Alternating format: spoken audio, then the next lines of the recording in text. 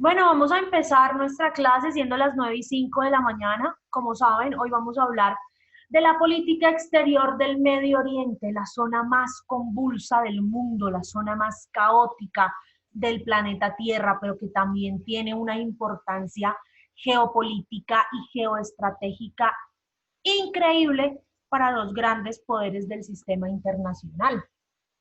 Yo les había dicho en un correo la semana pasada que estaban unas lecturas o una lectura en la plataforma y que los 20 primeros minutos de la clase era para que cada uno de ustedes levantara la mano, nos contara qué había leído, qué impresiones le había dejado la lectura, qué preguntas tenía, qué temas le gustaría resaltar del texto que leyeron. Así que en este momento soy todo oídos para que vayan levantando la mano y nos vayan contando qué quieren leer. Brian, buenos días. Qué dicha escucharte la mañana de hoy. Buenos días, profe. Adelante, somos todo Eh, oídos para ti. bueno, lo principal que vi es que es una zona que es rica en petróleo, en gas, aparte de que son muy creyentes, ¿sí? O sea, toda la zona de Oriente Medio, eh, son muy violentos. Lo que más me interesó y o sea, que me llamó mucho la atención es la guerra que siempre ha tenido Israel y Palestina como por hacerse al poder de una ciudad, ¿sí? La muralla que los divide. O sea, tienen cosas muy interesantes. Además, tienen uno de los grupos terroristas más peligrosos que hay en el mundo. Israel, que es muy pequeño, cuenta con el apoyo de Estados Unidos. O sea, es como el único país de allá que tiene el apoyo de una potencia. Eso fue como lo que más me llamó la atención. Israel es el típico vecino que nadie quiere. Es una cosa increíble, nadie quiere a Israel. Y justamente dentro de lo que vamos a tocar hoy, pues no podemos dejar de tocar el conflicto árabe-israelí, que es un conflicto que viene desde los tiempos de la Biblia y que ha definido en gran medida la historia actual de esta región y la forma en que sus países se relacionan. Gracias, Brian. Nicolás.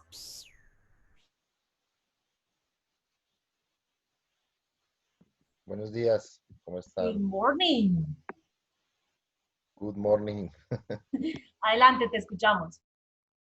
Bueno, pues igual como decía Brian, pues las características de Oriente Medio que digamos son las que todo el mundo en Occidente conoce o lo que sabe, que pues es sus riquezas en gas, sus riquezas en petróleo, su locación estratégica en medio de tres continentes que lo hace, digamos, política y geopolíticamente muy importante. Eh, digamos que eso como para resaltar en un principio, pero ya un poco más como hacia, hacia lo que contraía el texto como tal, pues hay un par de, pues hay un par de temas interesantes que se abordan. En principio, pues la, digamos, como la organización como de varias, valga la redundancia, organizaciones muy similares a las que hay en Occidente. Digamos, se puede ver como un espejo de parte de esa zona, de manera que igualmente los países buscan la manera de organizarse, buscando como una forma de generar un bloque que fomente pues el desarrollo económico y pues de alguna manera haga un contrapeso como pues a esas otras organizaciones y entidades que también se han ido formando de igual manera en Occidente. Ahí hablan de una organización que se llama la OSI, que es una organización que ya tiene varios años.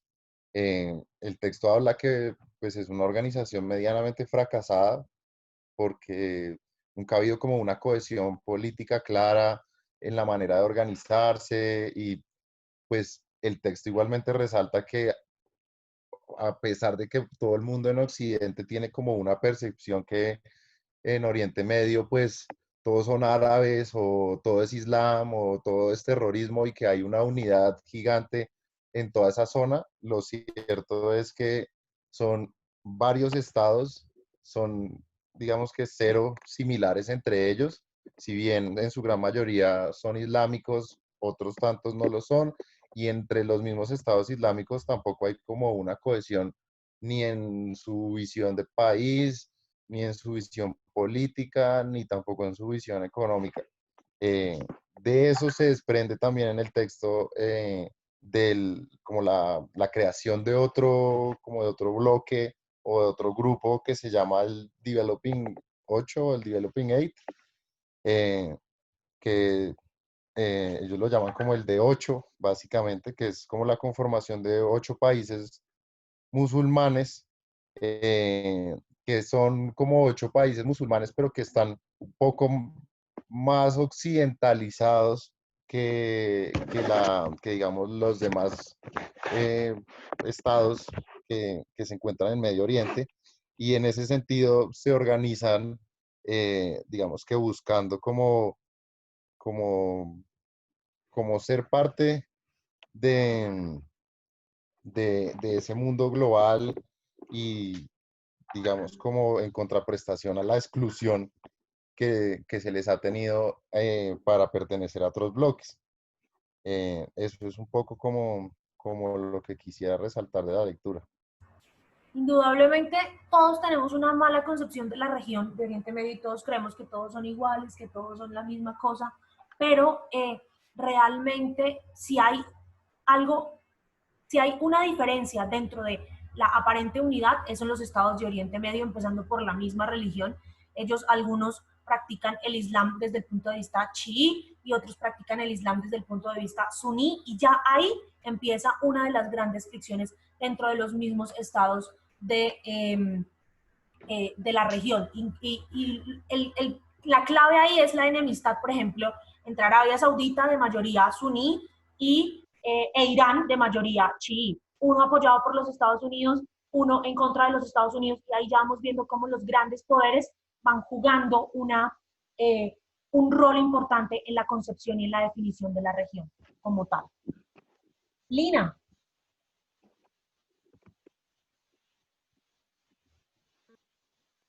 ¿Sí me escuchas, profe? Sí. Ya. Pues sí, básicamente lo que quería resaltar es más que todo, obviamente, la historia, las instituciones, es como la tesis que tenía el primer texto, que me parece muy interesante porque entendemos la narrativa en que se mueve la política exterior de Medio Oriente. Digamos que parten de esa tesis de que no hay que para entender su política exterior es ver a Medio Oriente como un como un fragmento de muchas cosas, más no una unificación en sí misma, sino que es algo, es como un actor muy subjetivo, porque precisamente muchas de sus políticas y en su historia han habido como muchos baches, muchas distorsiones precisamente, por ejemplo, por la religión. Y de cierta manera no se consideran un actor en sí, sino más bien como un escenario de juegos de poder de todas las potencias. Entonces, más bien ese concepto me parece interesante, cómo miran y cómo analizan y cómo desconstruyen en el texto así la palabra del Medio Oriente, y que básicamente es un constructo de potencias, un constructo de Estados Unidos, un constructo de Europa, y básicamente así ha sido y por eso es un subsistema, y que por eso básicamente no reconoce su soberanía en sí. Y pues básicamente la conclusión de todo esto es que ellos deberían inclinar sus prioridades hacia lo político y no siempre ir hacia lo simbólico, porque por eso es el fracaso constante de la OSI, por ejemplo. Y ya básicamente es eso, es entender que más que un actor es un escenario de muchas dinámicas políticas donde las potencias quieren mantener su propio status quo, o así lo entendí yo. Eso es básicamente lo que quería decir.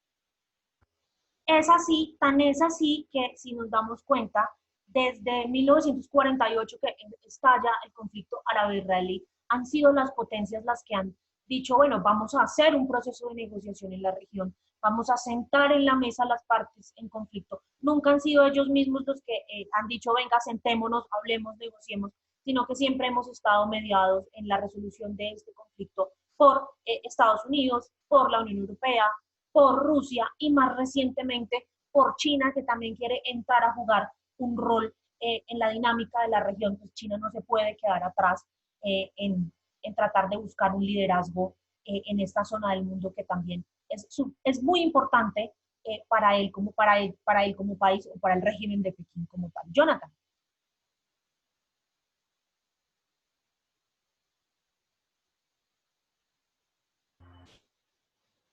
Jonathan.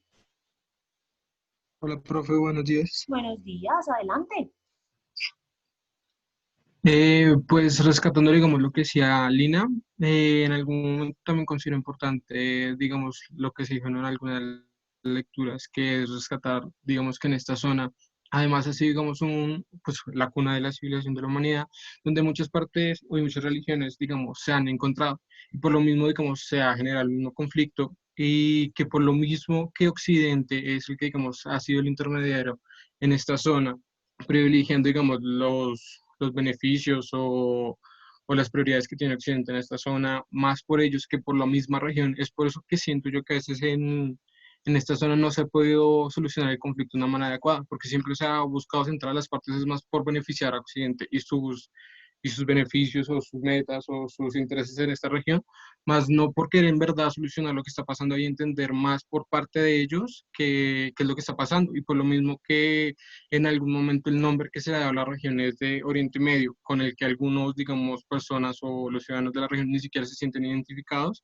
y pues da, digamos, también a entender por qué sigue, digamos, este conflicto.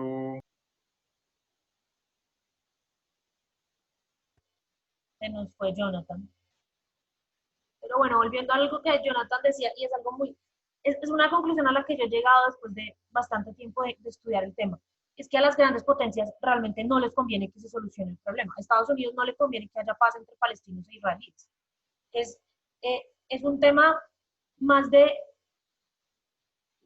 desunir en medio del caos y como dice el dicho por ahí, el que divide pues vencerá. Andrés Castellanos. Buenos días, profe. Buenos días. Profe, yo tengo como una duda respecto al texto,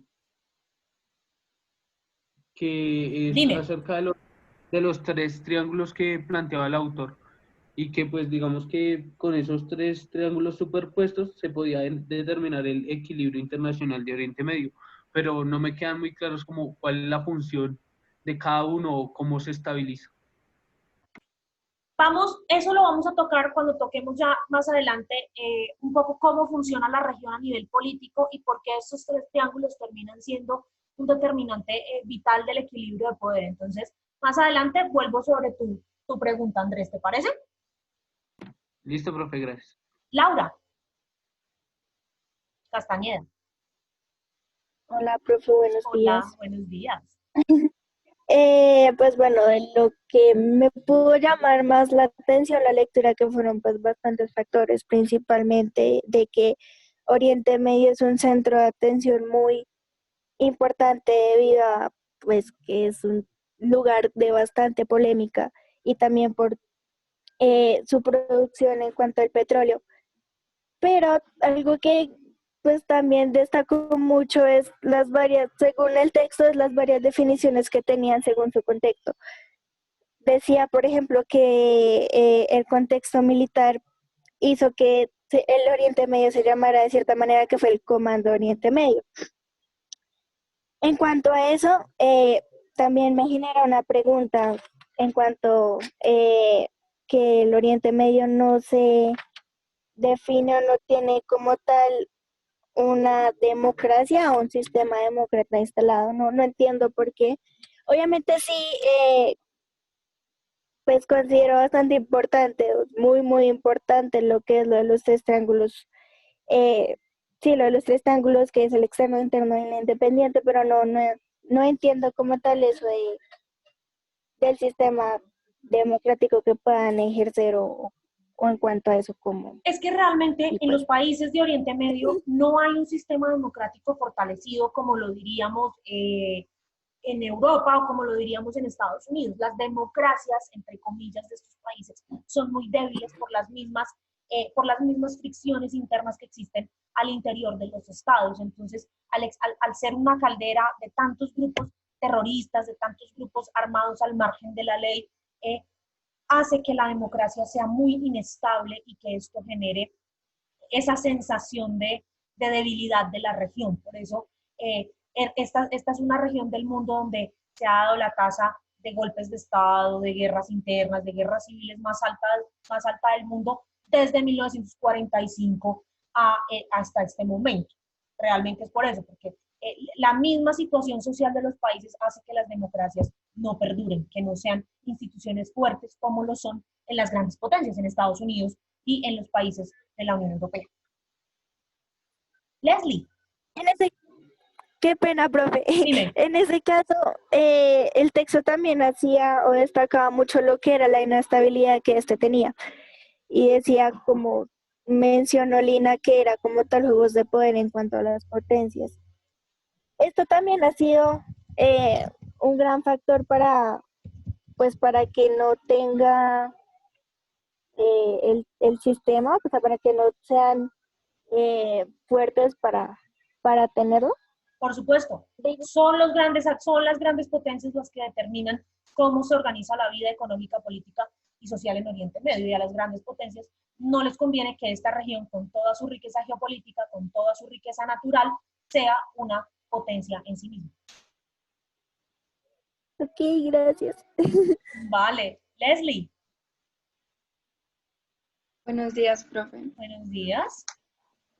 Bueno, algo que a mí me pareció muy interesante de la lectura es que, digamos, Oriente Medio, al ser como una zona tan rica, digamos, tenga como tantas dificultades para crecer como para modernizarse, digamos, porque como tal, todas las instituciones que ha intentado crear, las organizaciones, digamos, como que no han sido muy exitosas y es precisamente como por que, o sea, están en una constante lucha ideológica los países, igualmente, digamos, también los conflictos que han tenido, tampoco como que los han podido resolver porque los países no cumplen como con los acuerdos, entonces digamos como que más que, digamos, como una confrontación política, es más como, o sea, simplemente un hecho ideológico y simplemente, digamos, como que los países se enfocan en como en quien tiene la razón, por así decirlo.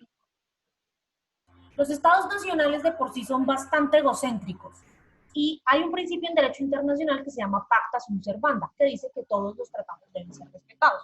Pero con estados tan egocéntricos, sobre todo como el Estado de Israel, que es asusado constantemente por los Estados Unidos, que es impulsado constantemente por los Estados Unidos, se hace difícil lograr cumplir acuerdos internacionales. El Estado de Israel tiene la típica concepción weberiana del Estado nacional, que dice que un Estado nacional, para ser más poderoso, el Estado de Israel es un Estado netamente realista que cree en que el poder se consigue de la manera en la que haya que conseguirlo. Entonces, para el Estado de Israel, su poder, su supervivencia depende del gran número, del territorio que tenga. Entonces, eso ha hecho que Israel no cumpla los acuerdos pactados a nivel internacional. Además, sumado al apoyo que tiene de Estados Unidos, que nunca ha permitido que lo sancionen con una resolución del Consejo de Seguridad de las Naciones Unidas. Entonces, es un poco también, como decía Leslie, un juego ideológico en donde gana el ego de aquel Estado que quiera ser más poderoso. Y realmente, pues, Israel se ha aprovechado un poco de la condición de debilidad de Palestina, que no es un Estado reconocido por el sistema internacional. Andrés Felipe.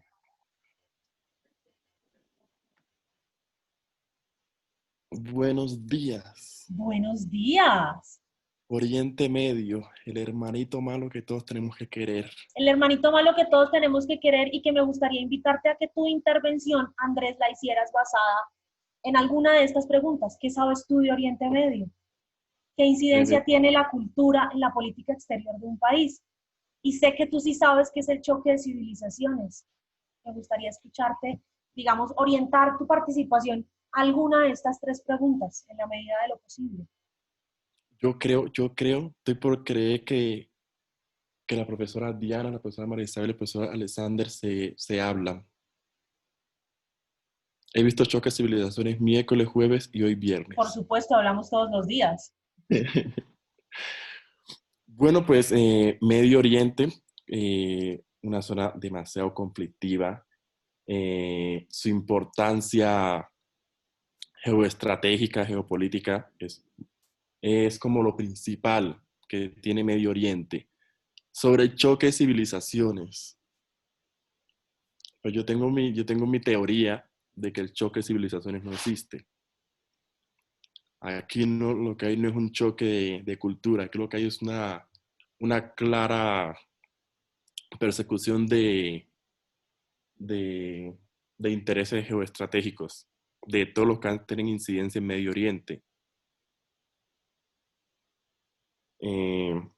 La invasión de Estados Unidos a Irak en el 2003, la primavera árabe, los sistemas políticos autoritarios, la sobredependencia de los recursos naturales, los conflictos históricos que ha vivido Medio Oriente,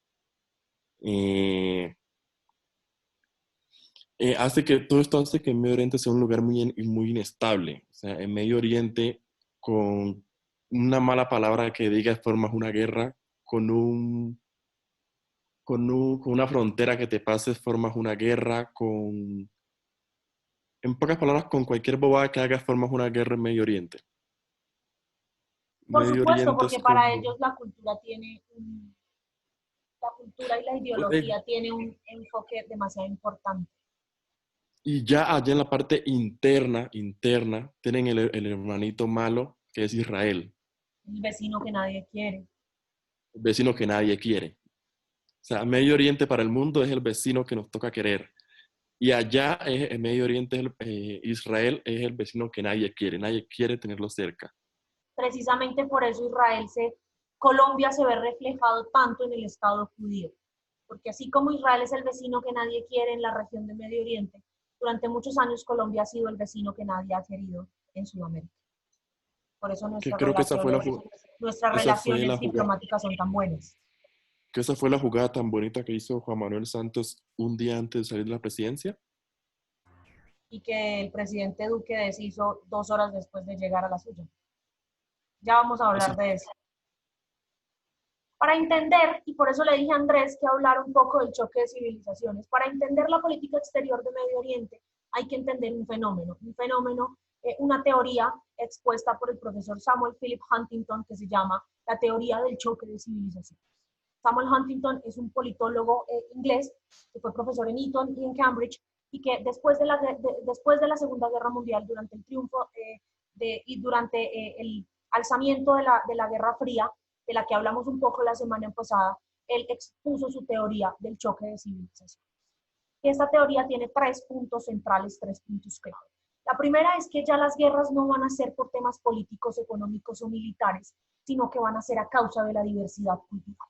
Una diversidad cultural que está claramente dominada por Occidente, por las prácticas del capitalismo, la democracia y el respeto a los derechos humanos de Occidente, y donde la civilización es la connotación más elevada de una agrupación de gente. Es decir, ya aquí no hablamos de culturas como tal, sino hablamos de grandes civilizaciones. Grandes civilizaciones que tienen unas características principales. La primera es que tienen una historia en común. Todas las civilizaciones tienen un arraigo histórico común, una historia que los hace unirse como pueblos. En nuestro caso, por ejemplo, en el caso de esta región que estamos estudiando hoy, que es Oriente Medio, el pueblo tiene una historia en común que viene dada desde los tiempos de las Sagradas Escrituras, en donde todos nacimos y las 3 grandes religiones monoteístas de la historia nacen de un mismo tronco en común, que es un señor que se llama Abraham. Abraham tiene 2 hijos, uno con su esposa, que se llama Isaac, y uno con su esclava, que se llama Ismael. Ismael, el hijo de la esclava, termina siendo el padre fundador del Islam, o es el tronco donde se encuentran los primeros vestigios del Islam como religión, una religión que después creció con un profeta que se llamaba Mahoma y que ascendió al cielo después de que Alá o Dios le dictara las 117 sunas del Corán, las 117 leyes o los 117 mandamientos que debe regir a todas aquellas personas que practiquen esta religión. Esta religión que, como les dije, tiene dos vertientes, el chiismo y el sunismo. Cada una, el chiismo es un poco más ortodoxo, un poco más rígido. El sunismo, por su parte, tiende un poco a ser más laxo, y esto ha enfrentado también a los mismos pueblos árabes, a los mismos pueblos que practican el Islam, porque los sunitas no se rigen tan al pie de la letra por el Corán, por la Sharia, por la ley islámica, como sí lo hacen los chiitas. Una civilización comparte una misma religión, en este caso es el Islam. Una civilización comparte unas mismas costumbres, en este caso son las costumbres de orar 5 veces al día, de peregrinar una vez en tu vida a la Meca, de hacer un mes entero de ayuno que se llama el Ramadán, de basarse en la ley islámica, es decir, si Alejandra es una mujer casada y su esposo se muere, entonces Alejandra vuelve a ser parte de su familia, vuelve a ser posesión de su familia, por decirlo así. Si Andrés está casado con una mujer y decide repudiarla porque esta mujer fue adúltera y irrespetó el matrimonio con Andrés, entonces Andrés puede denunciarla y esta mujer por la ley islámica puede ser apedreada, etcétera, etcétera. Es decir, las costumbres y las instituciones de los pueblos árabes están muy basados en la religión, en ese cuerpo normativo del que habla la Sharia o la ley islámica, que viene dada también por el Corán. Entonces, por eso el profesor Huntington habla de algo que se llama el choque de civilizaciones y el renacer o el rehacer del orden mundial. Y el profesor Huntington dice que las civilizaciones son tan dinámicas que cambian día a día sin que ellas mismas lo noten.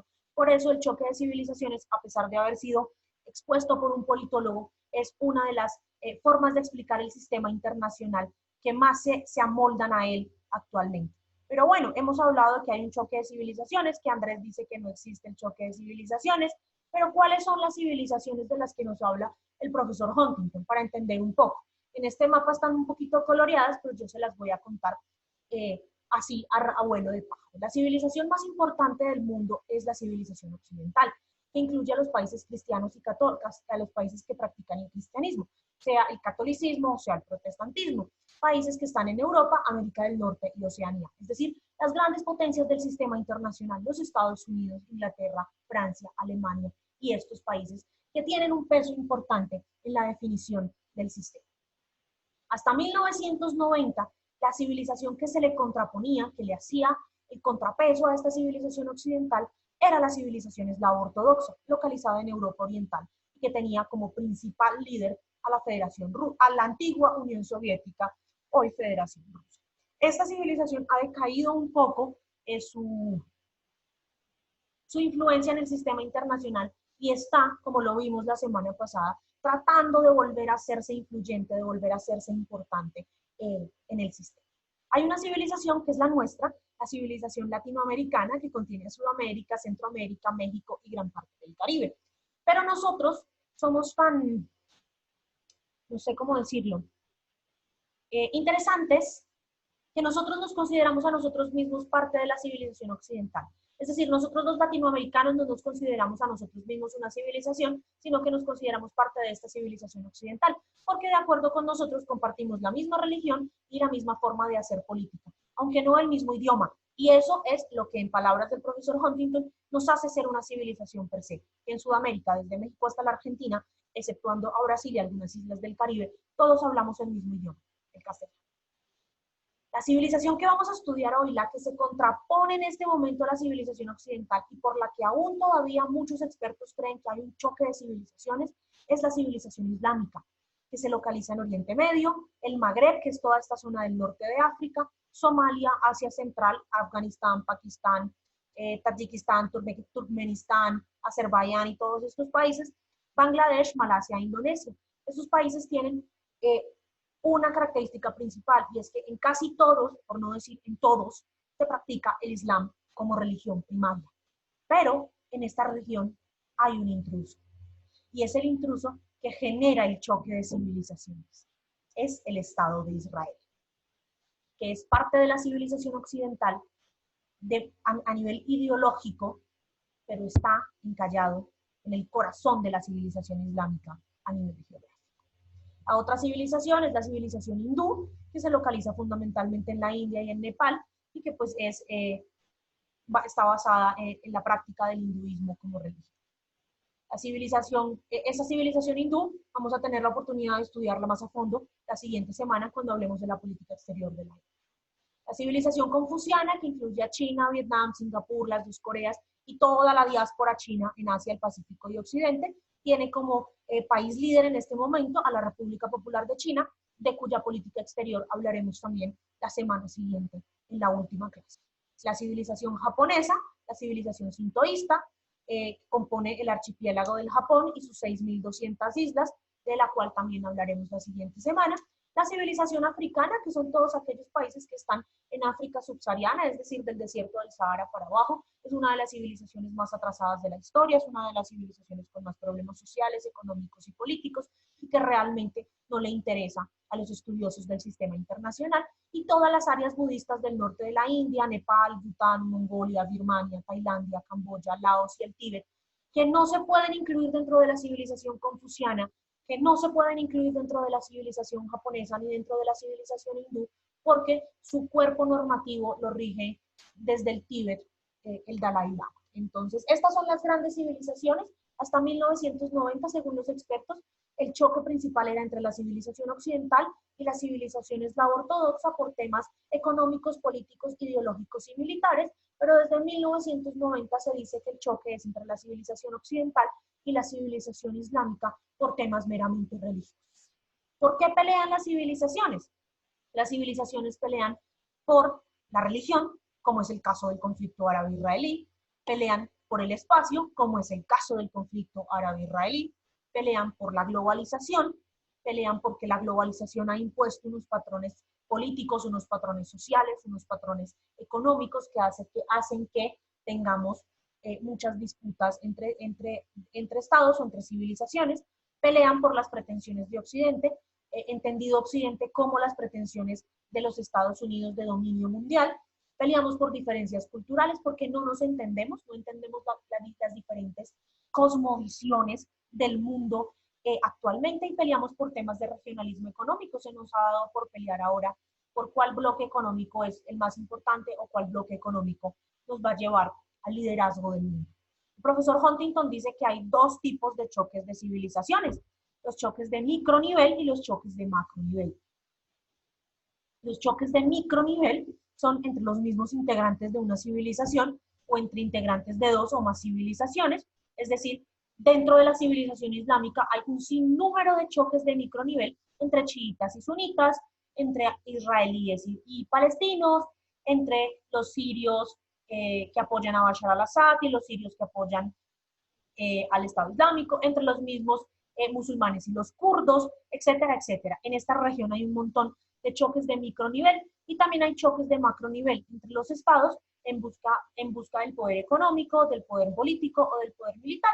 El mismo conflicto árabe-israelí es también un choque de macronivel que incluye a dos estados por un tema netamente político, netamente militar, y que está mediado por los choques entre las dos grandes potencias, o entre Estados Unidos y el resto de las potencias, e Irán como una potencia natural de esta región.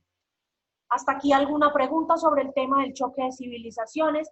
Si vamos entendiendo un poco por qué era importante hablar antes de entrar en materia, de entrar en la región, hablar un poco del choque de civilizaciones, porque como se dan cuenta realmente todo el tema del Medio Oriente está mediado por aspectos culturales y aspectos ideológicos que vienen definidos desde los tiempos de la Guerra Fría. ¿Alguna pregunta hasta acá?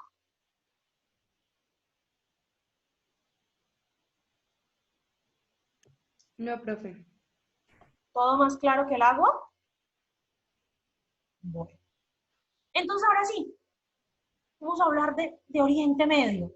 Como se dan cuenta, aparte de Oriente Medio es una de las zonas más densamente pobladas del mundo, pero Y muchos de ustedes lo mencionaban, las personas de esta región no se identifican con el tema Oriente Medio, no se identifican con que los denominen así.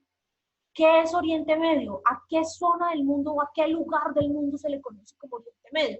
Pues resulta que Oriente Medio se le conoce a esa región del suroccidente de Asia, pero que también es llamada Oriente Próximo, Cercano Oriente, Asia Occidental, y que comprende a un gran nivel de países que son Arabia Saudita, Armenia, Azerbaiyán, Bahrein, Qatar, los Emiratos Árabes Unidos, Georgia, Irán, Irak, Israel, Jordania, Kuwait, el Líbano, Omán, Siria, Turquía y Yemen, pero también a países como Chipre y Egipto.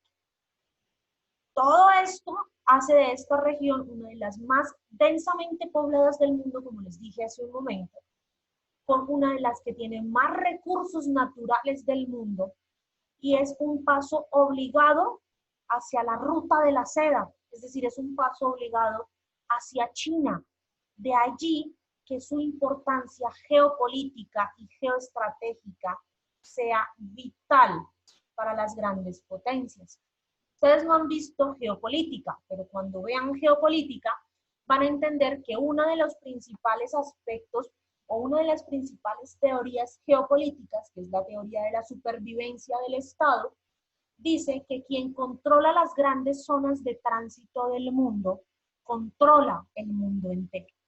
Por eso, Estados Unidos, Rusia, la misma China, la Unión Europea, quieren controlar todas estas zonas de tránsito de Oriente Medio, porque por allí es por donde pasa el petróleo de Arabia Saudita, por donde pasa el gas natural, por donde pasan todos los productos que vienen y van desde y hacia China, y donde también hay países como Irán que tienen, y como Israel, que tienen arsenal nuclear.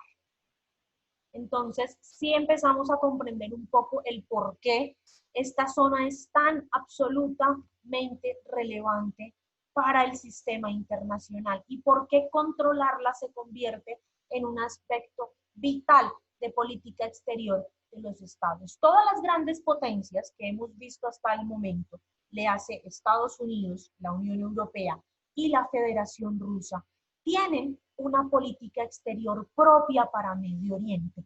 Le dan a Medio Oriente la importancia que Medio Oriente tiene. Por eso todas tienen una embajada en uno de estos países, sobre todo en Arabia Saudita, los Emiratos Árabes Unidos e Israel.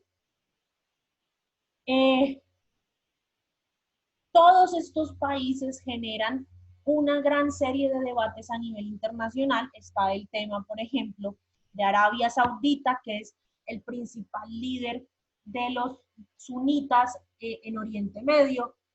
Está Irán, que es el principal líder de los chiitas en Oriente Medio, que tiene arsenal nuclear, que ha dicho en múltiples ocasiones su líder supremo, el ayatolá Ali Khamenei, que quiere destruir y desaparecer a Israel de la faz de la tierra. Están países como Siria, que en este momento ustedes saben que tiene una guerra civil que va a completar cerca de 8 años entre el Estado Islámico, un grupo armado al margen de la ley, y el señor Bashar al-Assad, que es el líder o el presidente de este país, pero no se le puede llamar presidente, y aquí viene un poco una alusión a lo que nos preguntaba Laura sobre la democracia, porque pues no puede ser presidente una persona en un país donde no se han hecho elecciones nunca, porque su papá, que fue elegido presidente, después derrocó el sistema democrático y decidió perpetuarse en el poder hasta el día de su muerte, heredarle el poder a su hijo como si eso fuese una monarquía absolutista. Hay un tema con un país muy importante también de la región que se llama Turquía, que lo vimos también cuando hablamos de la política exterior de la Unión Europea, porque acuérdense que Turquía es un país, al igual que Rusia, transcontinental, es decir, una parte de Turquía está en Europa y otra parte de Turquía está en Asia, más concretamente en Oriente Medio. Entonces, Turquía también termina convirtiéndose en un actor relevante para la definición de la política exterior de toda esta región. Tenemos el caso de Egipto. Egipto está en África, pero Egipto limita con Oriente Medio, limita con el Estado de Israel, limita con este estado por los Altos del Golán, tiene el control del Canal del Suez, que es una zona de paso de un mar a otro, que fue controlada durante gran parte de la historia colonial y hasta más o menos el año 1955 por el Reino Unido, y que después el coronel Abdel Nasser se tomó, derrocando el poder de la reina de Inglaterra. Hay un capítulo de una serie de Netflix que se llama The Crown, que mide y que nos cuenta cómo fue todo el tema de la crisis y de la guerra del Canal del Suez entre los israelíes, los egipcios, los británicos y los franceses, y cómo el Reino Unido perdió poder en esta zona del mundo.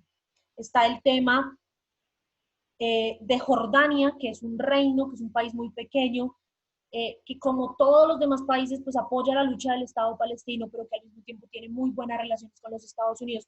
Es decir, hay una serie de crisis en este país que podríamos hablar una a una, país por país, para entender por qué, como decían algunos hace un momento, terminan siendo todos los países enemigos entre sí al mismo tiempo que son amigos.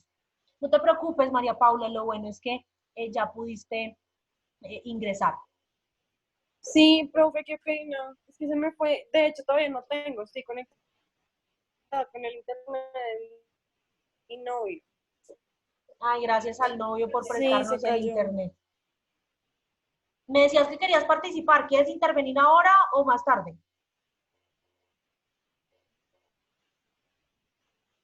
Bueno, yo creo que quiero intervenir. ¿Cuál es la importancia, después de estas cositas que les he contado, cuál es la importancia de Oriente Medio en el sistema internacional actual? Oriente Medio ha sido un centro de atención para todos porque tiene una importancia económica en el mundo. Además de tener una gran cantidad de petróleo y gas, es el lugar donde se obtiene de una manera mucho más económica que extraerlo de Venezuela, de Colombia o de otro tipo de países. Tiene dos lugares que son dos cuellitos de botella del mundo, que es el Golfo Pérsico y el Estrecho de Hormuz, por donde pasa gran parte de todo el petróleo de todos estos países que se vende en Occidente. Entonces, por eso, como les decía yo, de la teoría geopolítica, quien controle esta región, pues va a controlar la exportación y la producción de petróleo a todo el mundo. Entonces, si se dan cuenta, ya aquí empezamos a entender por qué los grandes poderes quieren dominar Oriente Medio, porque los grandes poderes necesitan dominar Oriente Medio para poder acceder a los recursos petroleros más baratos. Además, pues Medio Oriente es el hogar del Islam radical, que es considerado como peligroso por los intereses occidentales en la región. ¿Qué es el Islam radical? Yo les conté al principio de la clase que el Islam tiene dos vertientes, los sunitas y los chiitas. Y les conté que todo el Islam, todo lo que habla el Islam, se basa en el Corán, en las 117 sunas del Corán. Hay una parte muy particular del Corán donde habla de un tema que se llama la intifada o la guerra santa, la guerra en nombre de Dios, que se utilizó en el año 1000, entre el año 1000 y el año 1200 de nuestra era con las cruzadas. Las cruzadas fueron todo ese movimiento de guerras entre el cristianismo y el Islam por recuperar el territorio de Tierra Santa y por recuperar algunos objetos que eran de vital importancia para ambas religiones. El Arca de la Alianza, es decir, el cofre donde estaban las tablas de los 10 mandamientos escritos por Moisés, y el Santo Grial. El Santo Grial se dice que es la copa en la que bebió el vino la última noche Jesús de Nazaret. Yo no sé si ustedes están muy familiarizados con las teorías conspirativas, pero también hay otros que dicen que el Santo Grial es el secreto de la no divinidad de Jesús, del hecho de que Jesús de Nazaret fue un hombre más que tuvo una esposa, que tuvo unos hijos, etcétera, etcétera. Entonces, todas estas cositas, todos estos secretos, todos estos hilos muy finos que se tejen, hacen parte también de la importancia de esta región. Y el Islam radical, en el Islam radical, pues en el Corán se habla de la intifada o de la guerra santa, y ese es un concepto que todos estos grupos, Al-Qaeda, Hamas, Hezbollah, el Estado Islámico, los mujahidines, los no sé qué, han querido traer a colación para justificar su guerra contra Occidente y contra el Estado judío. Entonces, por eso también se considera al Islam, y tenemos esa mala concepción de que todo el Islam habla de guerra. No, el Islam es una religión que habla de amor, que habla de bondad, que habla de pureza, pero pues tiene un pedacito donde se habla de la intifada o la guerra santa. Además, en Medio Oriente, antes de continuar, en Medio Oriente está la ciudad de Jerusalén. La ciudad de Jerusalén es el principal centro de adoración de las tres grandes religiones monoteístas de la historia. Es el principal centro de adoración de los musulmanes, porque está la mezquita de Al-Aqsa. Es el principal centro de adoración de los judíos, porque está el Muro de las Lamentaciones. Y es el principal centro de adoración de los cristianos, porque está la Basílica de la Natividad, donde fue bautizado el Señor Jesucristo. Las tres religiones quieren dominar, quieren controlar la ciudad de Jerusalén. Ninguna de las tres ha podido. De hecho, la ciudad de Jerusalén está bajo administración total de la Organización de las Naciones Unidas. Y una de las prohibiciones que se le hizo al Estado de Israel en 1948, cuando se le dio el territorio del Estado judío, fue precisamente que no podía nombrar a Israel como su capital. Si se acuerdan lo que dijo Leslie, los estados no cumplen, o los estados de esta región no cumplen los tratados que firman, ¿verdad? Pues resulta que Israel jamás cumplió eso. Israel siempre ha dicho, pues, políticamente mi capital es Tel Aviv, pero de corazón mi capital es Jerusalén. Y todo el mundo había respetado el hecho de no considerar a Israel, a Jerusalén, la capital de Israel, hasta que llegaron dos personajes a esta novela. ¿Saben quiénes son? Dos personajes que dijeron, sí, Jerusalén sí es la capital de Israel y yo voy a pasar mi capital, mi embajada para allá. ¿Saben quiénes son? Trump puso la embajada de Estados Unidos en Jerusalén. Exacto. En el 2017. ¿Y quién fue el otro? El Trump del trópico. Bolsonaro. Bolsonaro. Esa belleza. Entonces, ya ahí empezamos, claro, porque evidentemente, ¿qué pasa si el líder del mundo pone la embajada de Israel en Jerusalén? Pues que tácitamente está reconociendo que Jerusalén es la capital de Israel. Que tácitamente se está pasando por la galleta, me perdonan la expresión, los acuerdos que firma la ONU o lo que dice la ONU. Por eso es que todo el mundo dice que la ONU no sirve para nada. Porque pues, ¿quién le hace caso a la ONU? Nadie. El término Oriente Medio es un término, como decían algunos al principio de la clase cuando estaban hablando de la lectura, muy controversial a los ojos de las personas que viven en la región. Ellos no se consideran parte de Medio Oriente. Los nacionalistas árabes consideran que esta es una etiqueta impuesta por Occidente para restarle importancia al carácter árabe del asunto y para quebrantar la patria árabe como una unidad distinta. Hay un movimiento dentro de todos estos países que forman parte de la región que se llama el panarabismo. El panarabismo es un movimiento que quiere generar un nacionalismo férreo en torno a la cultura árabe, un nacionalismo férreo en torno a las lenguas farsís, es decir, a las lenguas árabes, un nacionalismo férreo en torno al Islam y construir un gran poder que domine al sistema internacional desde Oriente Medio. Y el principal impulsor del panarabismo es el jefe máximo, el líder máximo del régimen iraní, el ayatolá Ali Khamenei, que evidentemente pues tiene un pequeño problema para hacer realidad su sueño, y ese problema se llama los Estados Unidos de América. Entonces, hay tres factores clave para entender la importancia de Oriente Medio en el sistema internacional. La primera es la importancia geopolítica. Medio Oriente se encuentra entre Asia, entre África y entre Europa. Está en la mitad de los tres continentes. Medio Oriente tiene un magnetismo cultural impresionante. ¿A quién no le llama la atención la cultura de esta región? ¿A quién no le llama la atención? O sea, detrás de todo este velo de cosas de las que estamos hablando, detrás de las guerras, detrás de las diferencias religiosas, hay un magnetismo cultural que a uno como estudioso del tema y a los no estudiosos del tema también los atrae de esta cultura, por entenderla, por conocerla, por ir mucho más allá. Y pues el sistema del transporte de petróleo. Y quien controla el sistema de transporte de petróleo pues va a controlar no solamente la región, sino que va a controlar prácticamente la economía mundial, la economía de un mundo que se ha basado 100% en la explotación de este recurso natural. Políticamente, como les decía a raíz de la pregunta que me hizo Laura, y vamos a empezar un poco aquí a responder la pregunta de Andrés, el Medio Oriente es la región menos democrática del mundo, excluyendo quizá a Turquía, a Israel y de pronto al Líbano y a Palestina. Ningún estado de Oriente Medio tiene un sistema democrático que siga un modelo pluralista, es decir, un modelo de elecciones libres y un modelo liberal.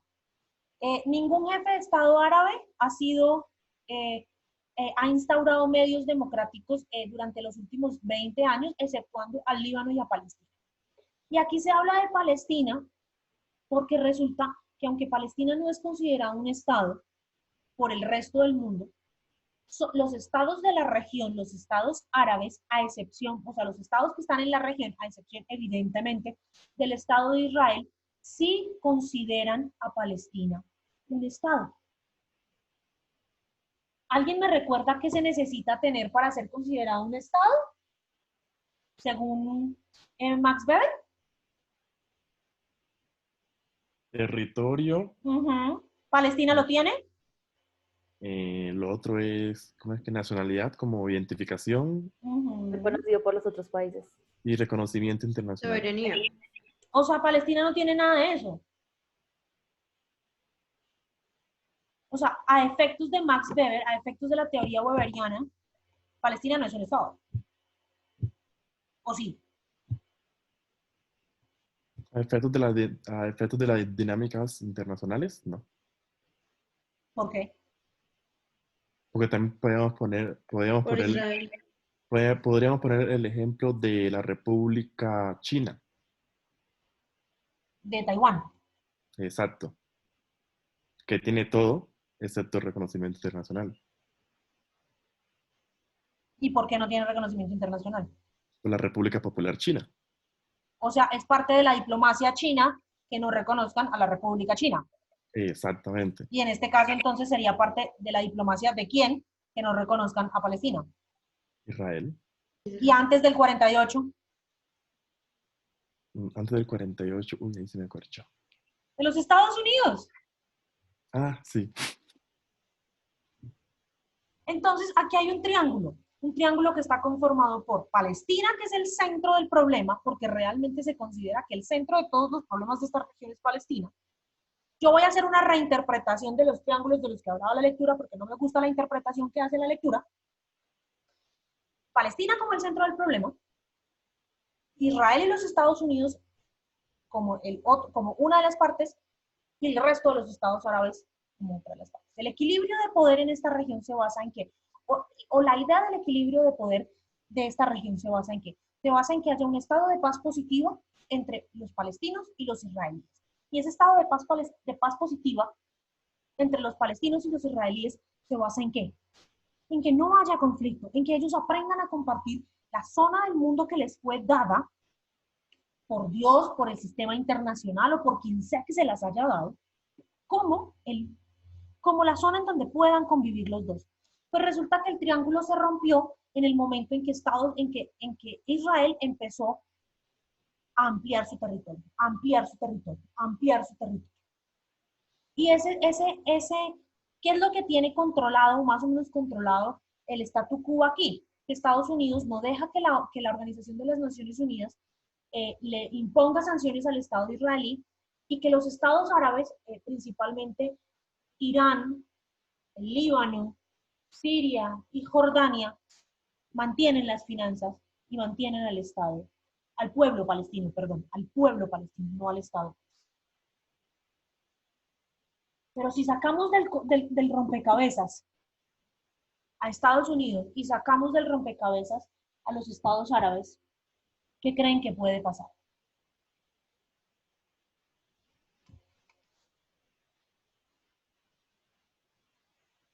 Conspiremos, ¿qué creen que puede pasar si sacamos del rompecabezas a los estados árabes y a Estados Unidos y dejamos solitos a los árabes, solitos a los palestinos y solitos a los israelíes? Los israelíes tienen demasiado poder con todos sus Una avances guerra. tecnológicos, toda su economía y todo eso. Una guerra, no solamente una guerra, Una Lina, guerra nuclear. no solamente una guerra, Lina, la exterminación total del pueblo palestino, que va a llevar a la subsecuente exterminación total del Estado de Israel por medio de una guerra santa. Pero sí sería una guerra, profe. Claro, una guerra porque obviamente también, digamos, por ejemplo, Estados Unidos defendiendo a Israel, obviamente ahí se va a unir, o sea, Alemania, todos esos países que obviamente pues tienen intereses hacia todo lo que ofrece el Medio Oriente, obviamente se van a unir porque son los aliados y obviamente también sería una guerra y se unirían más países, no están directamente intervenidos ahí. O sea, hasta nuestro querido país terminaría metido en la guerra, mis queridos.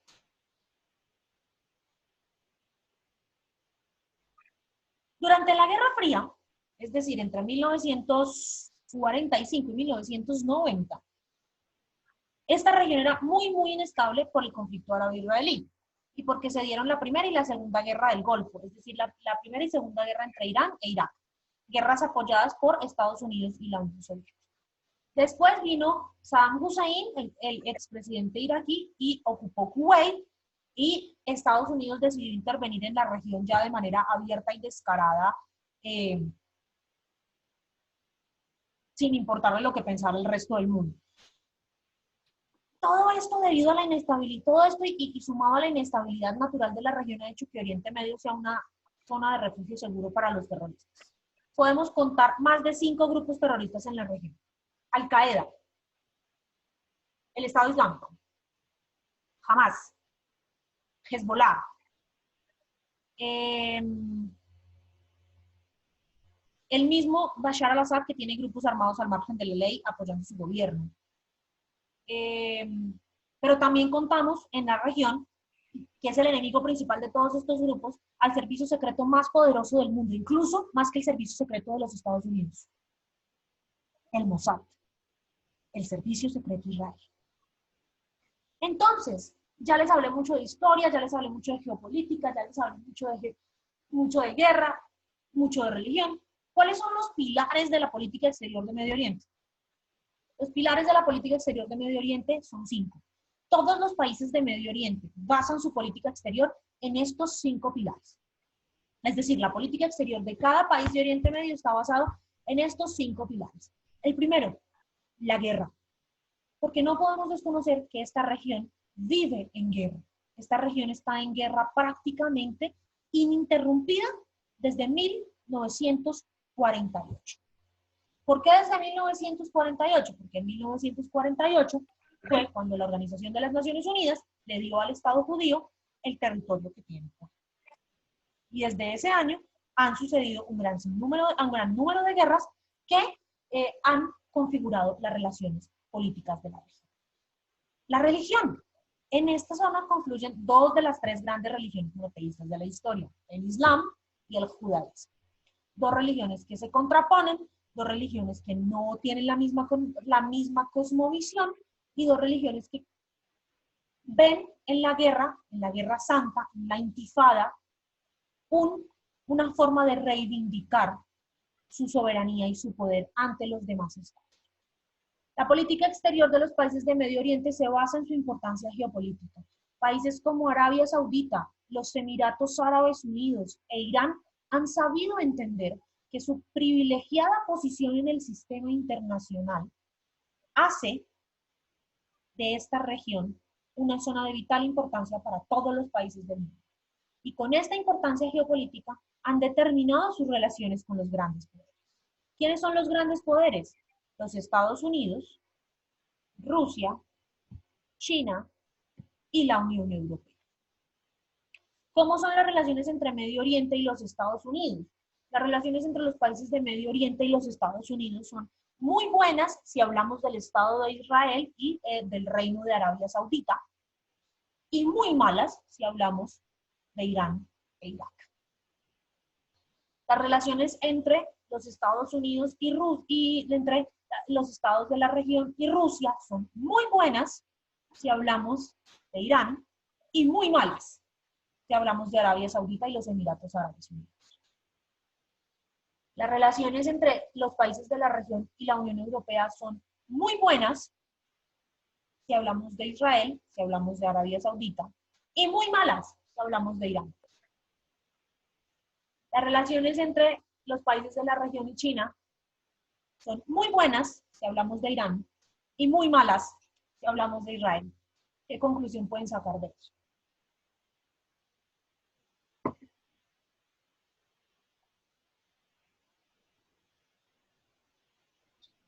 Alguien que de pronto no haya hablado. Bueno, después de que hable Lina. El resultado de la Guerra Fría. Entonces la Guerra Fría no se ha acabado y el choque de civilizaciones sigue. El resultado de la Guerra Fría. Región. ¿No les parece? La Guerra Fría no se ha acabado y el choque de civilizaciones, que Andrés cree que no existe, pues sigue existiendo. ¿No les parece esto? Un poco como un resumen importante de lo que es las relaciones entre el mundo y la región. Además, las relaciones, la política exterior de estos países se basa también en una gran crisis democrática. ¿Se acuerdan cuando hablamos de la política exterior de la Unión Europea que yo les decía que la política exterior de la Unión Europea o que la Unión Europea hacía política exterior basado en el tema de la cooperación internacional? Uno de los pilares de la cooperación internacional de la Unión Europea es la cooperación con países democráticos, con países que respeten los derechos humanos y con países que respetan la economía de mercado. Pues resulta que los países de la región ni son democráticos, ni respetan los derechos humanos y muchos no son economías de mercado. Entonces, esto ha hecho un poco chocar las relaciones o la política exterior de estos países, las relaciones entre estos países y la Unión Europea. La Unión Europea es muy, ¿cómo decirlo para que no se note o para que no sintamos que es que yo no quiero a la Unión Europea? La Unión Europea es muy doble moralista en este aspecto. Porque la Unión Europea controló esta zona del mundo durante mucho tiempo, sobre todo el Reino Unido. Y ahora quieren venir a imponerles un régimen democrático que no impusieron cuando ellos eran los líderes de la región. Lina.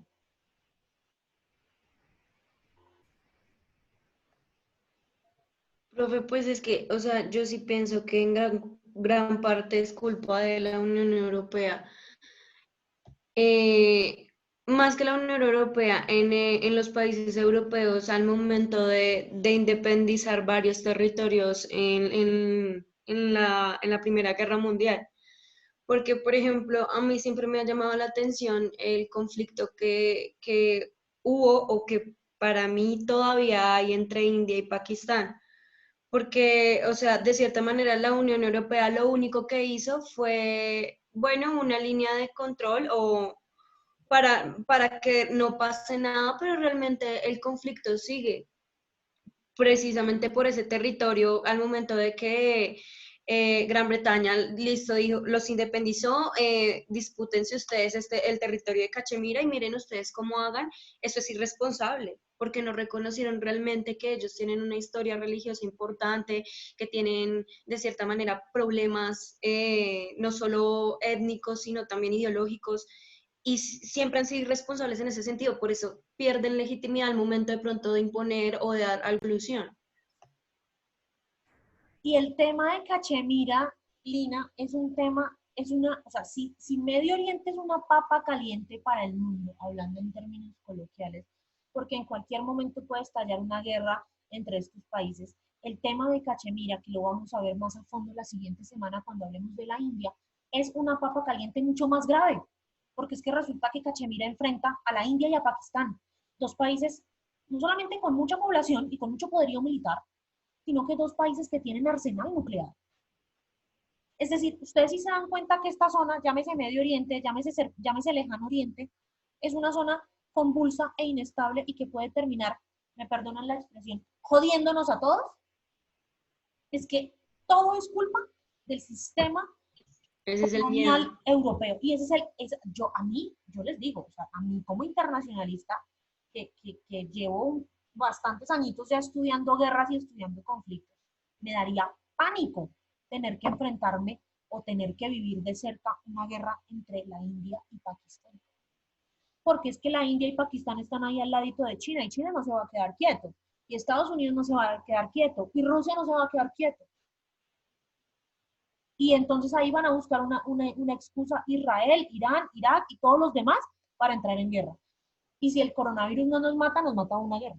O sea, es un tema bastante complicado, pero al mismo tiempo bastante interesante. Y ya que estamos hablando de guerra, yo sé que ustedes quieren hablar de guerra, a ustedes les gusta la guerra. Vamos a tratar de entender por qué la piedra angular de la política exterior de esta región es el conflicto árabe-israelí. Todo empieza, y aquí les voy a contar una pequeña historia. Todo empieza por allá, en el año de 1948, cuando después de la Segunda Guerra Mundial, el mundo ve la necesidad de reparar al pueblo judío por el exterminio que cometió el nacionalsocialismo. Pero como no sabíamos de qué manera repararlos, les preguntamos a ellos mismos, oiga, ¿ustedes qué quieren? ¿Ustedes qué quieren? Entonces todos dijeron, no, pues nosotros queremos la tierra que nos fue prometida por Dios. ¿Dónde queda eso? No, ahí mira, Israel, ahí ese pedazo. Ay, pero es que ahí están los palestinos. No, pero esa fue la tierra que nos prometió Dios a nosotros. Se la prometió a Moisés allá cuando nos sacó de Israel, cuando nos sacó de Egipto, que nosotros éramos esclavos allá en Egipto y nos sacó de allá. Eso fue lo que Dios nos prometió. Bueno, venga, señores palestinos, pues nosotros queremos darles un pedacito de esta tierra a los judíos para que ellos monten su estado de Israel aquí, y pues porque esa fue la tierra que Dios les prometió a ellos. Entonces, venga, compartan ustedes la tierra. Bueno, compartamos la tierra. Y durante los primeros años todo fue bien. Pero a Israel le entró el bichito del realismo en relaciones internacionales y del poder. Y si tú no tienes un territorio lo suficientemente grande sobre el cual ejerzas soberanía, pues mucho poder no tienes, ¿verdad? Y entonces han empezado los israelíes a correr. Este es el típico caso de los vecinos de la finca. A correr un poquito la cerca de la finca. Y a correrla y a correrla. En 1956, ¿se acuerdan que les conté que Egipto es importante porque Egipto tiene el canal del Suez y que el canal del Suez estuvo dominado mucho tiempo por los británicos y que por el canal del Suez es que pasan todas las exportaciones de petróleo que vienen de ese lado del mundo para este lado? Resulta que en 1956 el gobierno del coronel Nasser en Egipto se toma el canal del Suez. Le quita el control del canal del Suez a los británicos. Entonces, por debajo de cuerda, los británicos con sus amigos los franceses y sus amigos los israelíes deciden hacer una incursión militar en Egipto. Y los primeros que empezaron atacando a Egipto una madrugada del año 56 fueron los israelíes. Se dio la guerra del Suez, guerra que terminó prácticamente con un triunfo total del régimen de Nasser, con un fracaso total de Francia en Israel y el Reino Unido, y con una enemistad entre israelíes y egipcios. Es decir, Israel perdió la guerra. Véanse el capítulo 3 o 4, creo, de la segunda temporada de la serie The Crown en Netflix, que habla perfectamente de este episodio de la guerra de Suez. En el 67, los egipcios se dijeron, ah, no, yo le voy a devolver el golpe a los israelíes. Y el día del Yom Kippur, el día donde esta guerra, el día santo, el día de la Pascua, estos amigos judíos, estos amigos egipcios vinieron y le dijeron y atacaron a los israelíes. Esa guerra duró 6 días nada más, es una guerra súper cortica, porque intervinieron los grandes poderes enseguida, Estados Unidos, la Unión Soviética, y resolvieron el problema.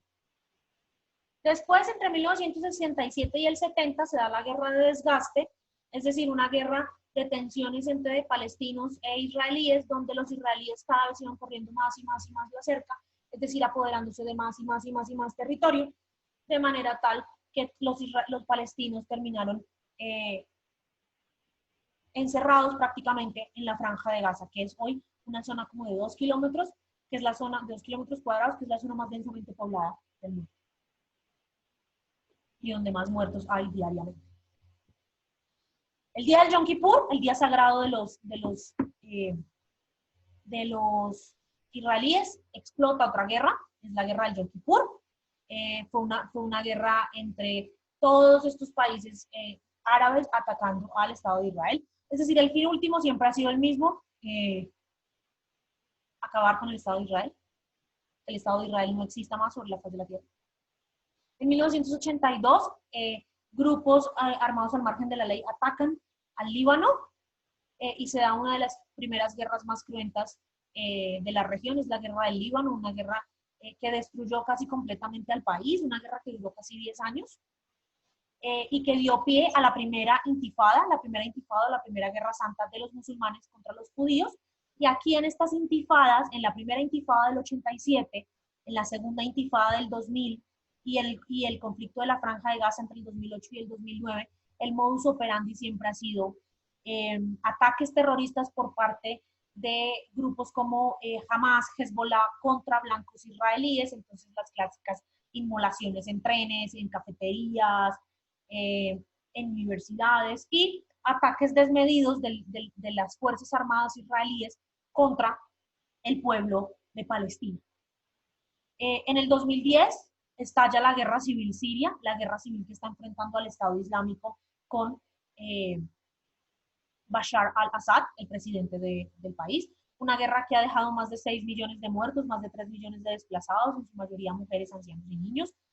Una guerra que ha sido mediada por los Estados Unidos, que está apoyando al Estado Islámico, curiosamente, aunque lo considera un grupo terrorista, y Rusia, que está apoyando al régimen de Bashar al-Assad, Rusia y China, que le están pidiendo a Estados Unidos que no se meta, por favor, en los asuntos internos de Siria y que deje que los sirios solucionen su problema como mejor pueden. Y pues el conflicto iraní, el conflicto nuclear que está midiendo fuerzas entre la República Islámica de Irán, encabezada por el ayatollah Ali Khamenei, y los Estados Unidos, encabezado por, en este momento, Donald J. Trump, que quiere sí o sí lograr que Irán deje de producir armas nucleares, porque Estados Unidos sabe que de una u otra manera realmente Irán sí puede atacarlo. Lo que no hizo la Unión Soviética durante la Guerra Fría, sí lo va a hacer Irán en este momento, sí le llegan a colmar la paciencia. Con Colombia, Colombia en su gran mayoría tiene relaciones diplomáticas con todos los países de la región. Colombia no reconoce a Palestina como un Estado-nación. A ver, y aquí viene un tema que ya había tocado Andrés en su intervención, Andrés Arcos. Palestina ha hecho una diplomacia bastante fuerte alrededor de todo el mundo para que sea reconocido como un Estado-nación, para que pues, su lucha sea reconocida como la lucha de un Estado-nación por la supervivencia. Y por otro lado, pues el Estado de Israel ha hecho su diplomacia también para que Palestina no sea reconocido como un Estado-nación. Todos los gobiernos de Colombia, desde 1990 hasta el 2010, de hecho, no reconocieron a Palestina como Estado. Es decir, nosotros tenemos una relación con Palestina, pero no reconocemos a Palestina como Estado, hasta que llegó Juan Manuel Santos al poder.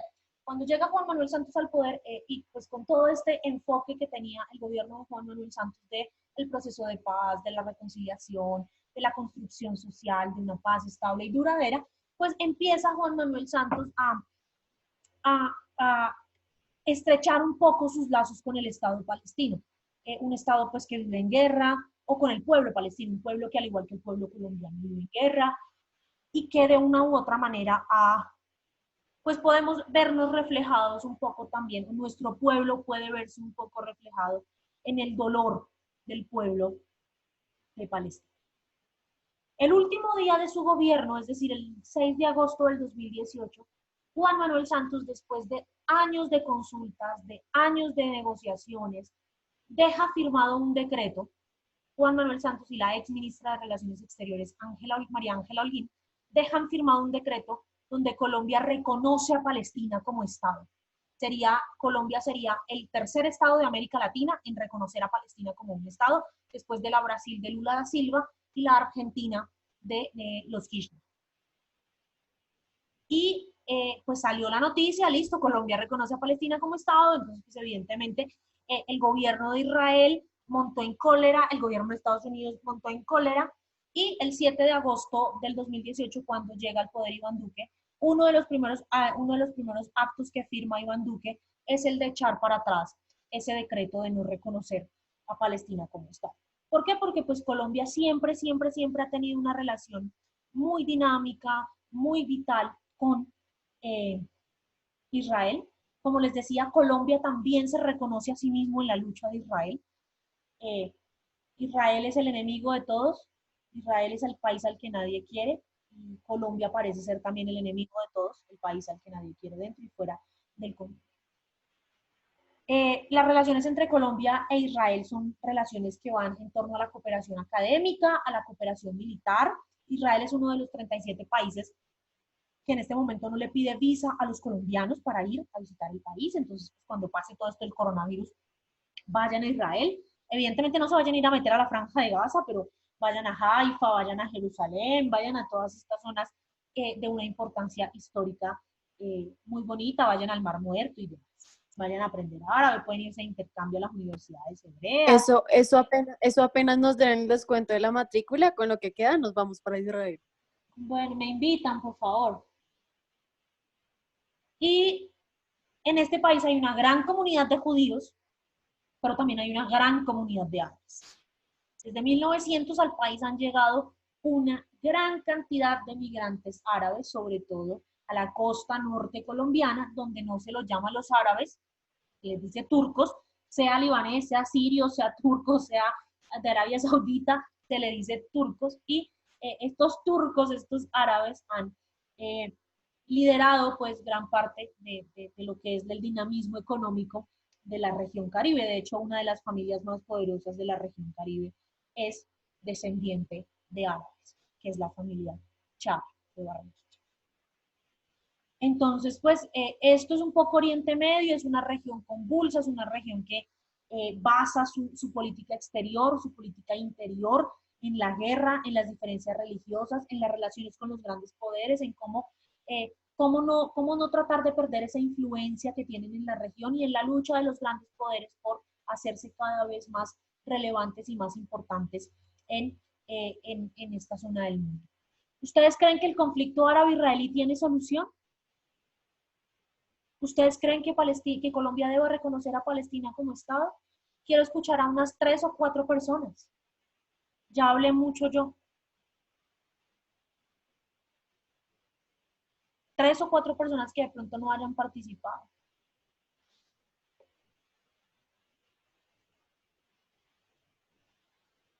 Profe, pues, o sea, yo ¡Daniel! ¿En sí, qué hola, ¿cómo momento estás? llegaste? Hace como una hora. Welcome. Gracias. Profe, pues, a manera personal pienso que uno cuando lee la lectura se da cuenta que la falta de institucionalidad que hay en la medida en que intenta llegar en las instituciones liberales a instaurarse para solucionar esos conflictos.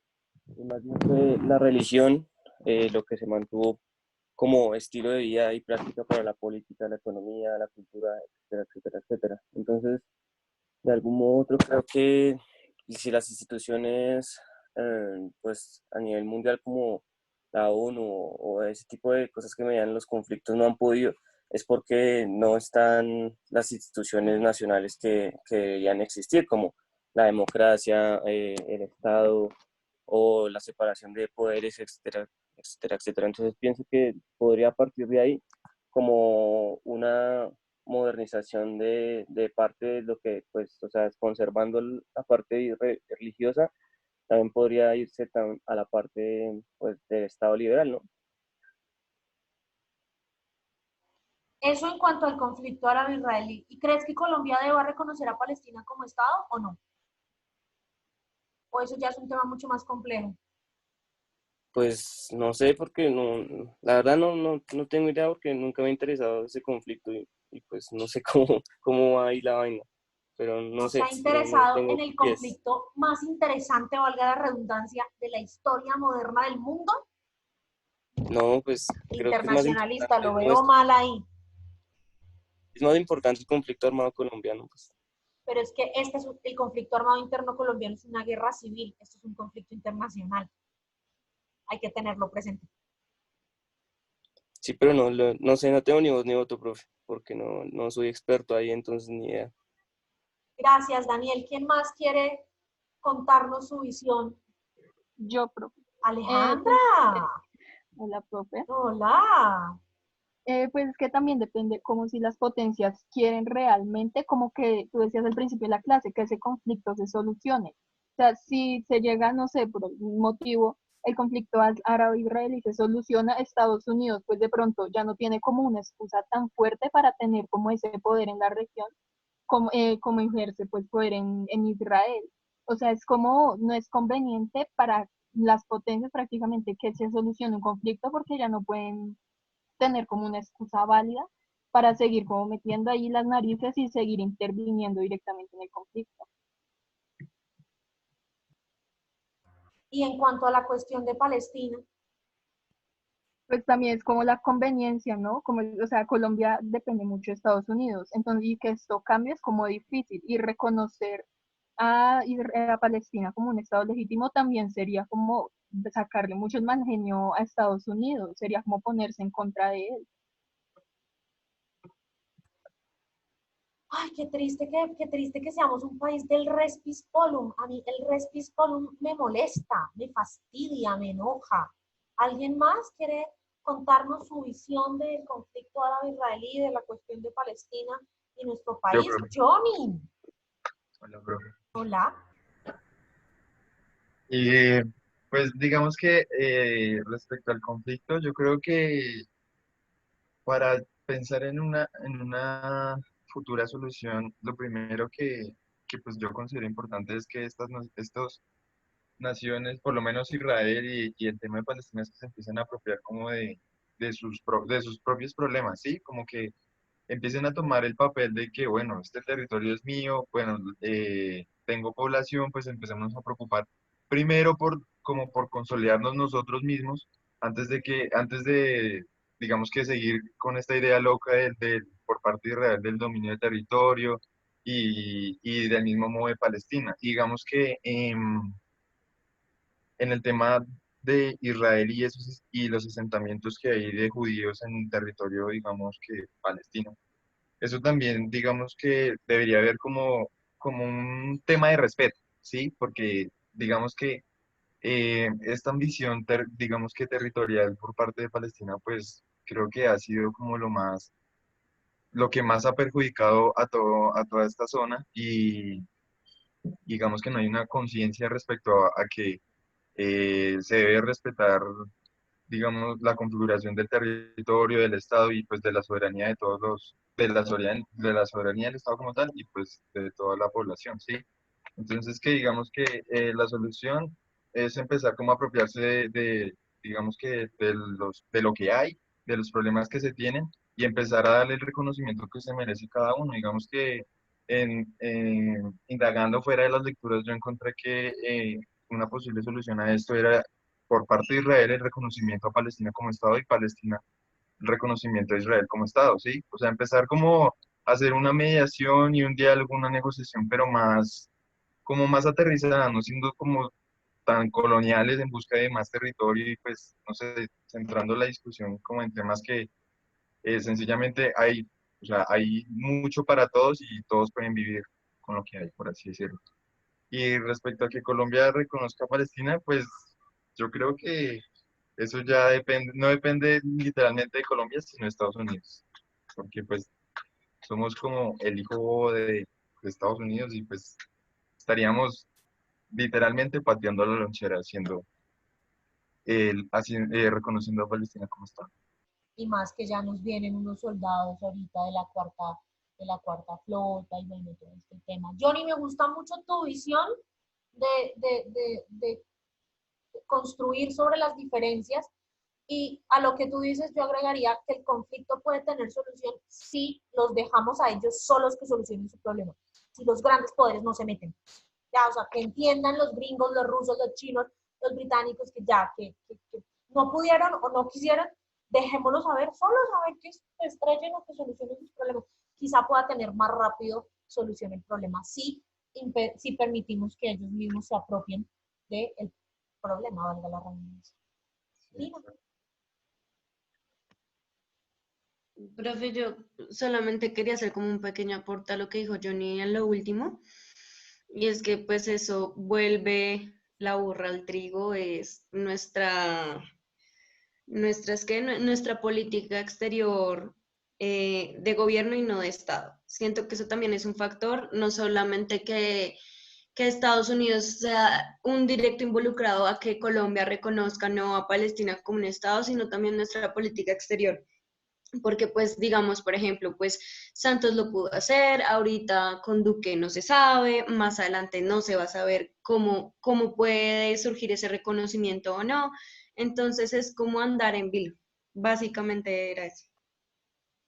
Igual que digamos que el tema de la política exterior, yo opinaría que lo que Colombia tiene es miedo, sencillamente a no tener el respaldo y digamos que todo este apoyo económico, militar y bueno, estratégico que puede brindar Estados Unidos, pues digamos que a un futuro a nosotros, digamos, o sea, que a Colombia prácticamente le da como el miedo de qué pasará si no estamos con Estados Unidos, ¿sí? Si nos vamos a quedar ahí en un stand-by, sencillamente no vamos a crecer, la oportunidad de crecimiento está bajo, digamos que la sombra de Estados Unidos. Entonces, digamos que es un tema como muy controversial por el hecho de que desde muchos años hemos estado bajo la sombra de Estados Unidos y muchos creen que gracias a esto es que Colombia ha podido tener, digamos que, un crecimiento eh, general, ¿sí? Y entonces, en dado caso de que esto se acabe, pues, ¿qué va a pasar con Colombia? O sea, a lo que voy es a lo incierto que podría ser el futuro para Colombia, donde digamos que su relación con Estados Unidos pues termine o no siga del modo con el que está ahorita.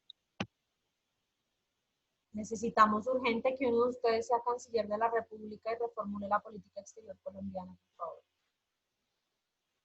Tengo mucha fe en ustedes. Ustedes son el cambio del mundo. Chicos, para la semana que viene, bueno, en la semana 15 ya está habilitada la actividad de esta semana. Va a estar habilitada hasta el próximo viernes a las 11:59 de la noche. ¿Qué deben hacer? Deben hacer una infografía sobre los conflictos en Oriente Medio, como ustedes la quieran hacer. Si en presentación de PowerPoint, me quieren enviar un link de Prezi, quieren hacer una imagen en Canva, no sé, lo que ustedes quieran. Una infografía sobre los principales conflictos de Oriente Medio. Y en la semana 16 hay unos textos. La semana que viene es nuestra última clase y vamos a hablar de nuestra última política exterior. La política exterior del lejano Oriente. China, India y Japón. Hay unos textos que quiero que lean para que hagamos la misma actividad que hicimos al principio de la clase. Quiero agradecerles por haber leído los textos, quiero agradecerles por su participación, por el compromiso. Espero que la semana que viene, que es nuestra última clase, tristemente, tengamos la misma dinámica, nos conectamos en Zoom. Yo hoy les voy a enviar al correo electrónico la guía de estudio que les prometí para el parcial final y la rúbrica de evaluación del parcial final. Como ustedes saben, el parcial final es oral, entonces quiero que vengan cuchilla para que ganen todos el parcial. Profe, o sea, dentro de 8 días hay clase normal y dentro de Sí. 15 días es el quiz. ¿Cuál O bueno, quiz? el parcial, el parcial. El parcial. Dice María Paula que hagamos algo la otra clase. Yo quería invitarlos a que la próxima clase, los que puedan y los que quieran, uno, pongamos cámara, los primeros minutos de la clase, y dos, nos tomemos un café y hablemos un poquito de varias cosas y de la vida antes de empezar el parcial. Si les parece, nos podemos tomar un café. Los invito a tomar café, pero pues no se los puedo mandar a sus casas. Me queda Yo difícil. solo sé que en la otra clase todos vamos a llegar bravos. ¿Por qué van a llegar bravos? Porque el profesor que le hicimos la vida imposible se va a vengar de nosotros la próxima clase. Ah, pero yo no tengo la culpa. Vamos a Eche llegar- la sal, eche la sal. No, ¿Tú crees- eso les va a ir bien.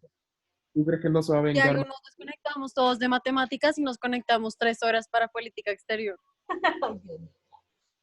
Chicos, Ese- entonces vayan a hacer la actividad de la infografía, a leer los textos de la siguiente semana. Acuérdense, es China, India y Japón, entonces vamos a hablar de la nueva potencia del mundo, de la potencia que fue y ya no es, y del país que todos quieren que sea potencia, pero no sabemos por qué no es potencia. Profe, ¿esta presentación del Medio Oriente está en la plataforma? Sí, señorita, ya está en la semana 15 y ahorita apenas Zoom me termine de convertir la clase, subo la grabación como siempre. Profe, yo quiero preguntar. Señor, Ah, ¿qué me ibas a preguntar? la rúbrica de la infografía. ¿La rúbrica de la infografía? ¿Cómo así rúbrica? Debe tener. La rúbrica que debe tener la infografía, todos los conflictos de Oriente Medio. ¿Todos? No, pues los más importantes. Wow. Ahí Ok. dice desde 1900, ¿no? Desde 1900 hasta el 2000, hasta el 2000 y pico, pero los más importantes. Quizá muchos de los más importantes yo ya se los nombré acá. Quizá los Porque en 20 conflictos más importantes son esos. En 20 años le puedo sacar 1000 conflictos allí en Medio Oriente. Sí, exactamente, pero yo quiero los más importantes. Una infografía y una leyenda pequeñita. Y ya, Ya. y ya. ¿Cómo así no, espera, ¿cómo así lo de la leyenda? O sea, conflicto, guerra de los 6 días, se originó en el año tal y enfrentó a fulano y a fulano. Ganó fulano de tal. Ah, la descripción, pues. Sí, exactamente. De la guerra. Ah, ok, listo. Exacto. listo. Pendientes Bueno, al correo, esta tarde yo les envío la rúbrica del parcial final, es decir, qué voy a evaluar en el parcial final, qué aspectos voy a evaluar y la guía para que estudien. Me falta terminar las últimas 5 preguntitas de la guía. ¿Listo? Listo, profe. Bueno. Le dicen a los que no se pudieron conectar, que creo que al final Laura no alcanzó a conectarse, pues que entonces revisen la grabación de la clase y si hay alguna pregunta, pues que me contacten por correo y eso. Entonces nos vemos el otro viernes. Se cuidan, feliz fin de semana y estudien mucho. Listo, profe, chao. Chao, Lina. Gracias. Chao, profe. Chao, Gracias. Laura. Chao, profe. Chao.